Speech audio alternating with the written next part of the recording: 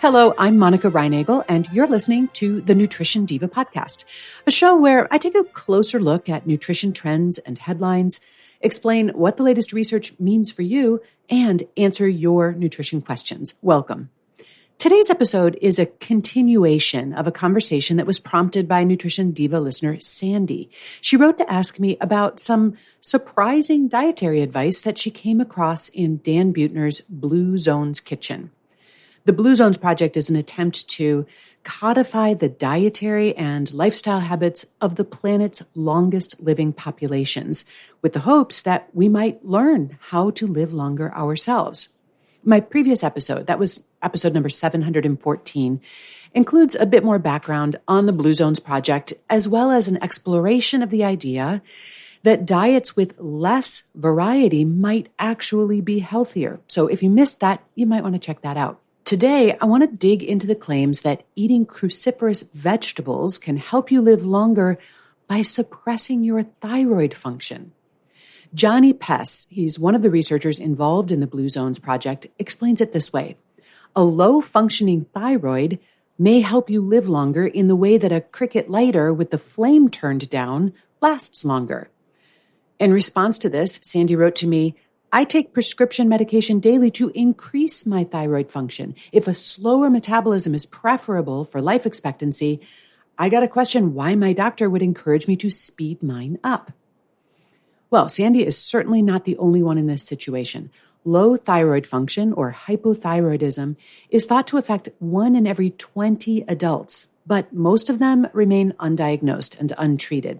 Even so, thyroid replacement hormone is one of the most commonly prescribed medications, with physicians in the U.S. writing 100 million prescriptions a year for it. Hypothyroidism is a lot more common in women than in men, and also in people over 60. And it's usually diagnosed by a routine blood test, which your doctor might order if you report things like feeling cold all the time, unexplained weight gain, fatigue, or dry skin. Depression can also be a symptom of low thyroid function. So before treating depression with antidepressant drugs, it's worth checking to see if low thyroid function might be an issue. Having low thyroid function can cause you to feel unwell, and treatment with thyroid replacement can make you feel a lot better. But it's not just about symptom management. Over time, low thyroid function can lead to high blood pressure, high cholesterol, reduced blood flow to the organs, and an increased risk of heart failure. So it's not harmless. Despite all of this, some research suggests that low thyroid function is associated with increased longevity. And this appears to have led Dr. Pess to hypothesize that a diet that suppresses thyroid function might prolong life.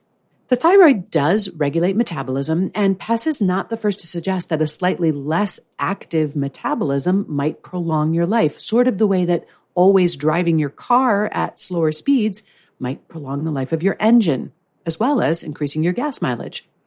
And this is one of the mechanisms by which intense calorie restriction is thought to extend lifespan. Now, for those who may not be familiar, calorie restriction, or CR, when practiced for life extension, is not about losing weight, although that is an inevitable side effect. It's about deliberately maintaining a very low body weight for the express purpose of extending life. And this is based mostly on experiments showing that mice and fruit flies live longer when you underfeed them. Now, you can probably see all of the potential issues with this, but I'll quickly list just a few. The only thing that distinguishes calorie restriction for longevity from an outright eating disorder is the practitioner's intention or motivation, which might be hard for anyone, including the person practicing it, to accurately discern. When you're eating very few calories as a long-term strategy, nutritional deficiencies are obviously much more likely, and that's not going to support longevity.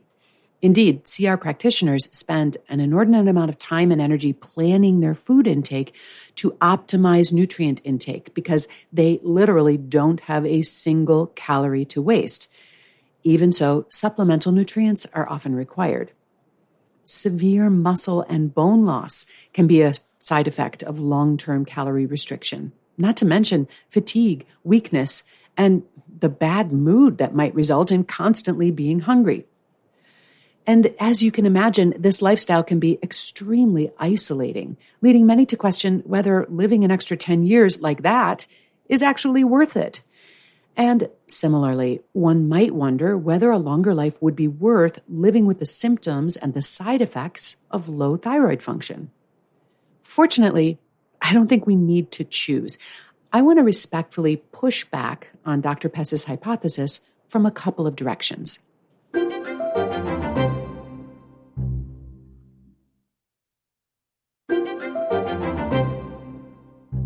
First, let's take a look at this association between low thyroid function and lifespan.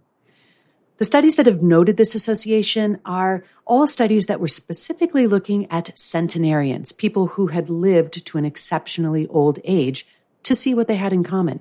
And one of the things they seemed to have in common were higher TSH levels. That's a hormone that rises as thyroid function falls.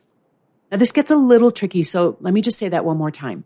Low thyroid function is associated with higher TSH levels, and lower TSH levels are associated with higher thyroid function. But as we know, association does not imply causation. Thyroid function naturally declines with age, so it makes sense that TSH levels would be higher in people who have managed to live longer. That doesn't necessarily mean that this is the reason they lived longer. The association between thyroid function and longevity was also observed in very homogeneous populations, meaning ones with a relatively tight gene pool. So it's certainly possible, even probable, that a lot of people in this population carried genes that promoted their exceptional longevity, as well as genes that promoted lower thyroid function. But again, correlation is not causation.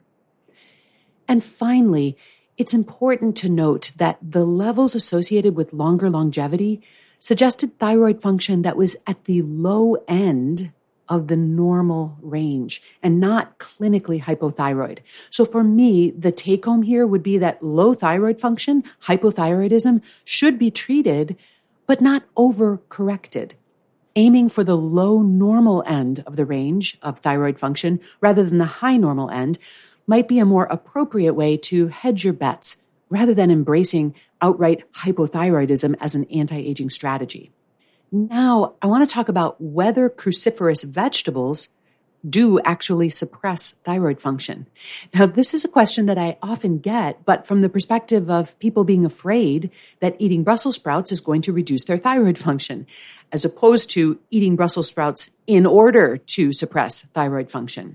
But the answer is the same either way. Cruciferous vegetables, which also include cabbage, kale, and broccoli, contain a natural compound, which in large amounts can interfere with your body's ability to metabolize the mineral iodine. Now, your body needs iodine in order to make thyroid hormone. And if iodine is lacking, either because your diet is deficient in the nutrient or because something is inhibiting its uptake, your thyroid hormone levels can sink. And when this happens, your thyroid gland can become enlarged. That's your body's way of trying to increase thyroid hormone production. An enlarged thyroid, which looks like a swelling in the neck, is known as a goiter. The good news is that goiters caused by iodine deficiency can be easily reversed. Once iodine is added to the diet, well, then the thyroid can produce enough thyroid hormone and the gland shrinks back to its normal size. Goiters used to be much more common than they are today, and not because people were eating more broccoli back then.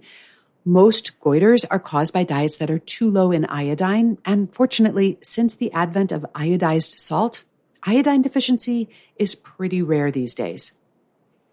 Hypothyroid disease, especially the kind that runs in families, is not caused by iodine deficiency. It's usually caused by an autoimmune condition where the body attacks and slowly destroys the thyroid gland.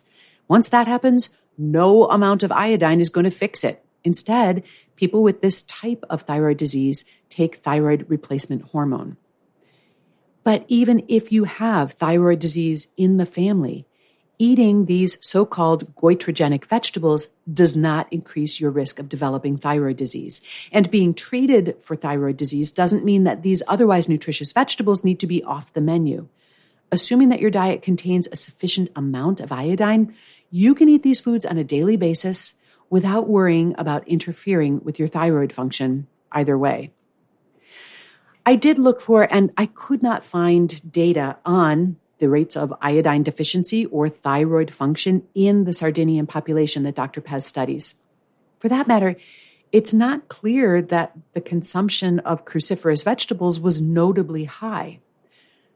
I could be wrong here, but to the extent that cruciferous vegetables uniquely contributed to the longevity of the Sardinians, I'm guessing it had more to do with the nutrients in these vegetables than their effects on thyroid function. But look, trying to reduce the secrets of the blue zones to a single gland or a class of vegetables is really missing the point.